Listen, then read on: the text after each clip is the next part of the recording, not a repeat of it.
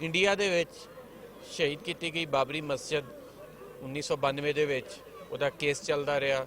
Bill ਆਖਰ supreme court of India ਨੇ ਇੱਕ ਫੈਸਲਾ ਦਿੱਤਾ ਔਰ ਅਜੀਬ ਜੀ ਗੱਲ ਹੈ ਕਿ ਫੈਸਲਾ ਦਿੱਤਾ ਵੀ ਉਸ ਦਿਨ ਜਿਸ ਦਿਨ ਕਰਤਾਰਪੁਰ ਲਾਂਘਾ ਖੁੱਲ੍ਹਣਾ ਸੀ। ਸਮਝੋ ਬਾਹਰ ਆ ਗੱਲ ਕਿ ਫੈਸਲੇ ਮਹਿਫੂਜ਼ ਹੋ ਜਾਂਦੇ ਹੁੰਦੇ, ਕੋਈ ਹੋਰ ਦਿਨ ਵੀ ਆਪ ਹੀ ਅਦਾਲਤ ਨੇ ਸੈੱਟ ਕਰਨਾ ਹੁੰਦਾ ਜਦੋਂ ਸੁਣਾਉਣਾ। ਉਹ ਤਾਂ ਖੈਰ ਇੱਕ ਜੁਦੀ ਗੱਲ, ਜਿਹੜਾ ਫੈਸਲਾ ਦਿੱਤਾ ਗਿਆ, ਜਿੱਦਾਂ ਦਾ ਇੱਕ ਤਰਫਾ ਫੈਸਲਾ ਦਿੱਤਾ ਗਿਆ, ਉਹ ਅਫਸੋਸਨਾਕ ਤਾਂ ਹੈ ਹੀ ਹੈ। ਤੇ ਉਹਦੇ ਉੱਤੇ ਅਸੀਂ ਗੱਲ ਕਰਦੇ ਹਾਂ ਇੰਡੀਆ 'ਚੋਂ ਆਏ ਹੋਏ ਕੁਝ ਸਰਦਾਰਾਂ ਦੇ ਨਾਲ। ਤੇ ਉਹ ਦੱਸੋ ਜੀ, ਤੁਸੀਂ ਇਸ ਫੈਸਲੇ ਦੇ ਬਾਰੇ 'ਚ ਕੀ ਕਹਿੰਦੇ ਹੋ? ਇਹ ਜਿਹੜਾ ਫੈਸਲਾ ਹੋਇਆ ਹੈ, ਸਰਕਾਰ ਨੇ ਬੜੇ ਲੰਮੇ ਅਰਸੇ ਤੋਂ 92 ਤੋਂ ਲੈ ਕੇ ਕੰਮ ਜਿਹੜਾ ਚੱਲਿਆ, ਇਹਦੇ ਵਿੱਚ ਬਹੁਤ ਸਾਰੇ, ਮੈਂ ਪਹਿਲਾਂ ਦੱਸਾਂ ਕਿ ਮੁਜ਼ਾਹਰੇ ਵੀ ਹੋਏ, ਧਰਨੇ ਵੀ ਹੋਏ, ਬੜਾ ਕੁਝ ਹੋਇਆ ਉੱਥੇ। ਸਰਦਾਰ ਸਿਮਰਨਜੀਤ ਸਿੰਘ ਮਾਨ ਜਿਹੜੇ ਕਿ ਇੱਥੋਂ ਪਾਕਿਸਤਾਨ ਦੇ ਵਿੱਚੋਂ ਹੀ 47 ਦੀ ਪਾਰਟੀਸ਼ਨ ਵੇਲੇ ਗਏ ਨੇ, ਇੱਥੇ ਬਹੁਤ ਸਾਰੇ ਜਿਹੜੇ ਪੁਰਾਣੇ ਬਜ਼ੁਰਗ ਨੇ ਜਾਂ ਜਿਨ੍ਹਾਂ ਨੇ ਗੱਲਾਂ ਪਤਾ ਹੈ, ਉਹ ਸਰਦਾਰ ਸਨ ਮਾਨਾਂ ਵਾਲੀ ਦੇ। ਉਹ ਸਰਦਾਰ ਜੋਗਿੰਦਰ ਸਿੰਘ 6 ਮਹੀਨੇ ਸਜ਼ਾ ਕਰ ਸਕਦੇ ਸਨ ਬੰਦੇ ਨੂੰ। ਉਹਨਾਂ ਦਾ ਸਪੁੱਤਰ ਅੱਗੋਂ ਸਰਦਾਰ ਸਿਮਰਨਜੀਤ ਸਿੰਘ ਮਾਨ ਜਿਹੜੇ ਕਿ ਪੁਲਿਸ ਦੇ ਵਿੱਚ DIG ਸਨ। ਜਦੋਂ ਇੱਕ ਬਹੁਤ ਦੁਨੀਆ ਦੇ ਵਿੱਚ ਗੱਲ ਚੱਲੀ ਕਿ ਪੰਜਾਬ ਦੇ ਵਿੱਚ ਬਹੁਤ ਅੱਤਵਾਦ ਫੈਲ ਗਿਆ, ਉਦੋਂ ਉਹ DIG ਸਨ। ਤੇ ਉਹ ਬੰਦੇ ਨੇ ਸੱਚੇ ਸੁੱਚੇ ਸਰਦਾਰ ਸਿਮਰਨਜੀਤ ਸਿੰਘ ਮਾਨ, ਉਹਨਾਂ ਨੇ ਆਖਿਆ ਵੀ ਅਸੀਂ ਇਹ ਜਿਹੜਾ ਕੰਮ ਇਹਨਾਂ ਵਿੱਚ ਗਲਤ ਹੁੰਦੇ ਸੀ, ਜਿਹੜੇ ਨਜਾਇਜ਼ ਬਹੁਤ ਮੁੰਡੇ ਮਾਰੇ ਸਨ, ਨੌਜਵਾਨ ਸਿੱਖ ਜਿਹੜੇ ਨਜਾਇਜ਼ ਬਹੁਤ ਮਾਰੇ ਗਏ ਸਨ।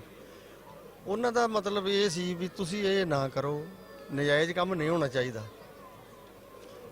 ਕੁਛ ਜਿਹੜੇ ਬੰਦੇ ਸਿੱਖ ਵਿਰੋਧੀ ਤਾਕਤਾਂ ਦੇ ਸਨ, ਉਹਨਾਂ ਨੇ ਪਾ ਕੇ ਦਬਾਅ ਸਰਕਾਰ ਤੇ ਜਾਂ ਕਿਵੇਂ ਲਾ ਲਓ ਜਾਂ ਕਿਸੇ ਵੀ ਤਰੀਕੇ ਨਾਲ ਉਹਨਾਂ ਨੂੰ ਪੰਜਾਬ ਚੋਂ ਬਾਹਰ ਕੱਢ ਦਿੱਤਾ ਗਿਆ। ਕਲਕੱਤੇ ਉੱਥੇ ਉਹਨਾਂ ਨੇ ਅਸਤੀਫਾ ਦੇ ਦਿੱਤਾ, ਮੈਂ ਨੌਕਰੀ ਨਹੀਂ ਕਰਨੀ। ਉਹਨਾਂ ਨੂੰ ਗ੍ਰਿਫਤਾਰ ਕਰਕੇ ਉਹਨਾਂ ਤੇ ਬੜਾ ਤਸ਼ੱਦਦ ਕੀਤਾ ਗਿਆ। ਪਰ ਉਹਨਾਂ ਨੇ ਇੱਕ ਪਾਰਟੀ ਬਣਾਈ ਹੋਈ ਹੈ, ਸ਼੍ਰੋਮਣੀ ਅਕਾਲੀ ਦਲ ਅੰਮ੍ਰਿਤਸਰ, ਜਿਹਦਾ ਨਾਂ ਹੈ। ਹਾਂਜੀ, ਤੇ ਉਹ ਸਰਦਾਰ ਸਿਮਰਨਜੀਤ ਸਿੰਘ ਮਾਨ ਕੇ ਇਹੋ ਜਿਹੇ ਇਨਸਾਨ ਨੇ, ਉਹ ਇਹ ਨਹੀਂ ਕਹਿੰਦੇ ਹਿੰਦੂ ਹੈ, ਇਹ ਮੁਸਲਮਾਨ ਹੈ ਜਾਂ ਕਿ ਉਹ ਸਿੱਖ ਹੈ, ਜਦੋਂ ਕਿ ਆਪ ਖੁਦ ਸਿੱਖ ਨੇ।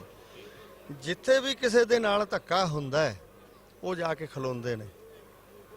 ਬਾਬਰੀ ਮਸਜਿਦ ਢਾਈ ਗਈ, ਸਰਦਾਰ ਸਿਮਰਨਜੀਤ ਸਿੰਘ ਮਾਨ ਨੇ ਬਹੁਤ ਸੰਘਰਸ਼ ਕੀਤਾ ਉੱਥੇ। ਕਸ਼ਮੀਰ ਦਾ ਮੁੱਦਾ ਜਿਹੜਾ ਹੁਣ ਆਇਆ, ਇਹਦੇ ਤੇ ਵੀ ਸਰਦਾਰ ਸਿਮਰਨਜੀਤ ਸਿੰਘ ਮਾਨ ਨੇ ਬਹੁਤ ਕੁਛ ਕਿਹਾ ਵੀ ਇਹ ਮਾੜਾ ਹੋਇਆ, ਇਹ ਕੰਮ ਨਹੀਂ ਸੀ ਹੋਣਾ ਚਾਹੀਦਾ। ਬਾਬਰੀ ਮਸਜਿਦ ਦਾ ਵੀ ਸਰਦਾਰ ਸਿਮਰਨਜੀਤ ਸਿੰਘ ਮਾਨ ਨੇ ਆਖਿਆ ਵੀ ਮਾੜਾ ਹੋਇਆ, ਉਹਨਾਂ ਨੇ ਇਹਦੇ ਤੇ ਕੋਈ ਕੇਸ ਕੂਸ ਵੀ ਉਹਨਾਂ ਨੇ ਲੜੇ ਨੇ। ਤੇ ਅਸੀਂ ਵੀ ਕਹਿੰਦੇ ਵੀ ਜੀ ਮਾੜਾ ਹੋਇਆ। ਵੇਖੋ, ਜੇ ਅੱਜ ਇੱਥੇ ਸਾਨੂੰ ਕਹਿਣ ਵੀ ਤੁਸੀਂ ਆ ਨਨਕਾਣਾ ਸਾਹਿਬ ਤੇ ਛੱਡ ਦਿਓ ਜਗ੍ਹਾ, ਤੁਹਾਨੂੰ ਅਸੀਂ ਉੱਧਰ ਜਾ ਕੇ ਇੰਨੇ ਹਜ਼ਾਰ ਕਿੱਲਾ ਦੇ ਦਿੰਦੇ ਆ, ਸਾਨੂੰ ਲੱਖਾਂ ਕਿੱਲਾ ਕਰੋੜਾਂ ਮਿਲੇ, ਪਿੰਡਾਂ ਦੇ ਪਿੰਡ ਮਿਲ ਜਾਣ, ਅਸੀਂ ਨਨਕਾਣਾ ਸਾਹਿਬ ਤਾਂ ਵੀ ਨਹੀਂ ਛੱਡਦੇ। ਜੇ ਮਸਜਿਦ ਪਰਾਂ ਬਣ ਸਕਦੀ ਹੈ ਤੇ ਮੰਦਿਰ ਵੀ ਪਰਾਂ ਬਣ ਸਕਦਾ ਕਿ ਨਹੀਂ ਬਣ ਸਕਦਾ ਪਰਾਂ? ਇਹ ਅੱਗੋਂ ਤੁਸੀਂ ਵੇਖ ਲਓ। ਬੜੀ ਸੋਹਣੀ ਗੱਲ ਕੀਤੀ ਸਰਦਾਰ ਜੀ ਨੇ ਕਿ ਜੇ ਮਸਜਿਦ ਪਰਾਂ ਬਣ ਸਕਦੀ ਹੈ ਤੇ ਮੰਦਿਰ ਵੀ ਪਰਾਂ ਬਣ ਸਕਦਾ। ਤੇ ਜੇ ਸਾਨੂੰ ਕੋਈ ਕਵੇ ਕਿ ਨਨਕਾਣਾ ਸਾਹਿਬ ਛੱਡ ਦਿਓ ਤੇ ਤੁਹਾਨੂੰ ਹਜ਼ਾਰਾਂ ਕਿੱਲੇ ਜ਼ਮੀਨ ਵੀ ਦੇ ਦਈਏ, ਸਾਨੂੰ ਹਜ਼ਾਰਾਂ ਕਿੱਲੇ ਨਹੀਂ ਚਾਹੀਦੇ, ਅਸੀਂ ਇਹ ਜਗ੍ਹਾ ਨਹੀਂ ਛੱਡਾਂਗੇ। ਗੱਲ ਬੜੀ ਚੰਗੀ ਕੀਤੀ ਔਰ ਇੱਕ ਖਾਮੋਸ਼ ਸੁਨੇਹਾ ਵੀ ਆ, ਸਾਇਲੈਂਟ ਮੈਸੇਜ ਵੀ ਆ ਕਿ ਅਦਾਲਤਾਂ ਨੂੰ ਹਕੂਮਤਾਂ ਦੇ ਕਹਿਣ ਤੇ ਫੈਸਲੇ ਨਹੀਂ ਕਰਨੇ ਚਾਹੀਦੇ ਤੇ ਨਾ ਹੀ ਅਕਸਰੀਅਤ ਦੇ ਕਹਿਣ ਤੇ ਫੈਸਲੇ ਕਰਨੇ ਚਾਹੀਦੇ ਆ। ਇਨਸਾਫ ਦਾ ਦਾਮਨ ਕਦੀ ਵੀ ਇੱਥੋਂ ਨਹੀਂ ਛੱਡਣਾ ਚਾਹੀਦਾ।